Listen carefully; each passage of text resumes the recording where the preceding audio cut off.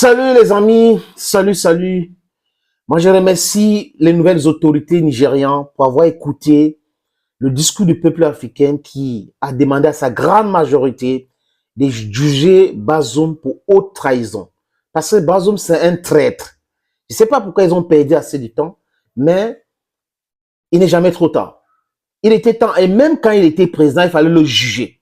Bazoum a libéré les terroristes arrêtés à maintes reprises. Bazoum a regardé, massacré les militaires nigériens sans maudit. La CEDEAO, machin chouette, qui est une organisation inféodée, contrôlée par la France, financée par les Occidentaux, cette organisation moribonde n'a jamais sondé, parlé des problèmes réels de ce pays-là, des pays membres de la CEDEAO. On parle seulement de la protection de l'élite qui gouverne ces différents pays. Voilà ce qui les importe. Le peuple, c'est pas leur problème. Parce que leur maître, qui est la France et l'Occident, leur disent des choses, faites ceci, faites cela. Donc, ils sont des agents de sous-développement dans nos micro-États. Ils sont des agents de l'obscurité et l'obscurantisme dans nos États. Et ils pensent que c'est comme ça que ça doit fonctionner. Ils imposent des gens qui n'aiment pas le peuple. Ouattara en Côte d'Ivoire essaie de faire ce qu'il est en train de faire, mais Dieu sait ce que la Côte d'Ivoire va subir après que ce monsieur sera chassé du pouvoir ou qu'il va partir de son propre gré. Gbagbo avait dit Ouattara c'est un gros menteur et qu'il avait une nationalité ambiguë. Bédier l'avait dit à son temps. C'est pour cette raison qu'il avait créé l'ivoirité. Des gens en Côte d'Ivoire savent qu'il avait été imposé là-bas par la France, parce que la France est venue avec cette politique de programme d'ajustement structurel qui est pas la France, le Fonds monétaire international, la France est compris, parce que c'est la France et les États-Unis ou l'Occident qui gèrent les instituts de Bretton Woods. Ouattara avait été imposé à cette époque-là pour mener cette politique désastreuse pour le peuple africain, qui nous explique où ça nous a amené, le plan d'ajustement structurel. C'était la sauvagerie, la barbarie.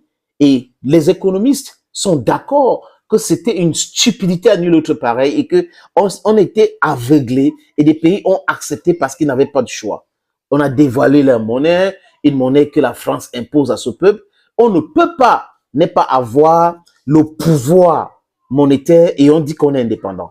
Et cette pseudo-économiste qui a eu des enseignements américains et qu'on lui a dit que non, on n'a pas besoin de cela.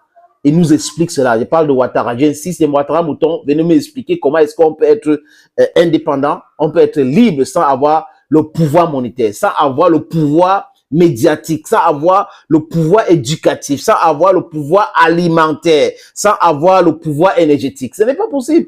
Arrêtez. L'industrialisation passe par avoir le pouvoir énergétique.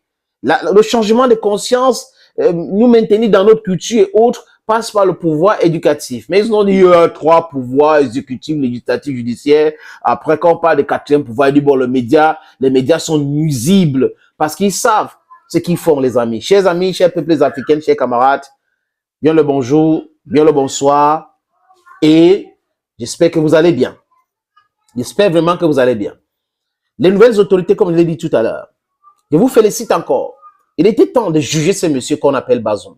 Parce que ce monsieur est très dangereux pour la cohésion africaine, il est très dangereux pour la nation nigérienne, il est dangereux pour la jeunesse nigérienne, il est dangereux pour le peuple nigérien. La dangerosité de ce monsieur a été dévoilée quand il a codé une interview à Washington Post. On l'avait laissé avec ses téléphones. Vous voyez comment les nouvelles autorités sont vraiment humanistes? On lui a laissé avec son téléphone, il fait l'entretien avec son téléphone. Qu'est-ce qu'il raconte? Il demande aux Américains de venir bombarder le Niger. C'est ce que Bazoum demande, de venir bombarder le Niger pour se libérer. Et Alassane Dramane Ouattara, qui est l'apôtre de l'intervention militaire au Niger, a organisé des réunions avec des chefs d'État qu'on a certainement payés. On nous parle de 2,5 milliards de dollars qui a circulé dans cette affaire. Et qui a eu quoi? Peut-être que l'autre, comment on appelle, Nana Akufo-Addo, l'avocat qui est présent au Ghana, a eu sa part. Fort Eyadema, certainement, a eu sa part. Parce que c'est des gens qui adorent l'argent. Mbalo a eu sa part. C'est putschiste qui veut parler de démocratie aujourd'hui. Celui-là qui tue la démocratie dans son pays, qu'on appelle Macky Sall, qui signe la mobilisation des forces sénégalais qui étaient dans la MINUSMA pour se mobiliser pour aller défendre Bazoum. Heureusement que les nouvelles autorités ont parlé clairement et simplement qu'une attaque contre leur pays sera tantamount to the assassination of Bazoum. Bazoum ne sera pas protégé. On va le laisser et vous allez bombarder là où il sera. Il va se retrouver. C'est de ça qu'il est question, les amis. Et vous voyez, les amis, comme l'argent a circulé, ces gens-là s'agitent partout parce qu'on les connaît, hein, ce sont des milliardaires. Hein. Gbagbo avait dit, si vous voulez être milliardaire, ne faites pas la politique, le journalisme. Ne faites pas, il y a des métiers qu'il ne faut pas faire. Mais ces gens-là sont milliardaires aujourd'hui par rapport à quoi? Ils ont fait comment pour avoir cet argent-là? Ce sont des détourneurs de fonds publics. Ce sont des gens qui détournent ce que la France appelle aide au développement. C'est pour cette raison que quand la France coupe cela, les gars là paniquent. Ils paniquent. Ils paniquent parce qu'ils ne peuvent pas faire du tourisme dans leur propre pays. Leurs vacances, leurs congés, c'est à l'extérieur avec les enfants qui fréquentent à l'extérieur pour venir toujours nous manipuler. Bazoum, c'est un traître. C'est un traître, pourquoi les amis? Bazoum déclare que les terroristes sont plus forts que l'armée nigérienne. Bazoum déclare qu'il y a des villes au Niger, les gens se comportent comme des villageois et que c'est seulement Niamey qui est plus important au Niger. Voilà un président de la République. Un président de la République, chers amis, chers peuples africains. Bazoum appelle des gens de venir détruire son propre pays, de bombarder son pays, dans Washington Post et les autres discours qu'il a fait.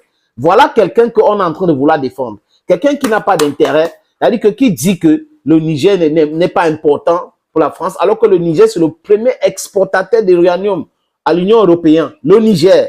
Donc le Niger n'est pas important, mais la France est en train de pleurer chaque jour pour rester au Niger. Tous ces accords-là sont déjà dénoncés. Et après, veut ou pas, tôt ou tard, les Français vont partir. C'est de ça qu'il est question. Et aucun Nigérien digne de son nom ne devrait soutenir ce traite-là. Parce que si vous soutenez ce traite, vous êtes aussi des traites. Nous devons regarder autour de nous pour voir les traites.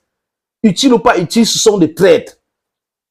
Le Niger doit aller en avant et le Niger doit aider à libérer l'Afrique. Libérons le Sahel. La France va chuter. La France va partir et nous allons nous libérer. On va avoir le pouvoir éducatif, pouvoir alimentaire, pouvoir énergétique. Comment on a l'uranium au Niger? L'or jaune, mais il n'y a pas d'électricité. Quel paradoxe!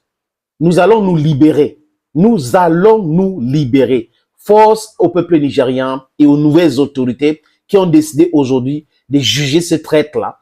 Ce traître qui demande la destruction de son pays et il dit qu'il était le président. Il a même fait comment pour arriver là-bas.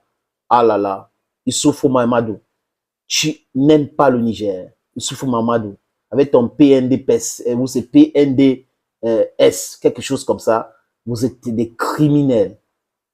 Vous êtes des... Je ne sais pas comment est-ce qu'on peut vous qualifier. Pour ce désamour pour votre peuple, juste pour le pouvoir pécuniaire, le pouvoir d'argent. Incroyable mais vrai. Vive le Niger, vive l'Afrique. C'est l'Afrique qui gagne. À très bientôt.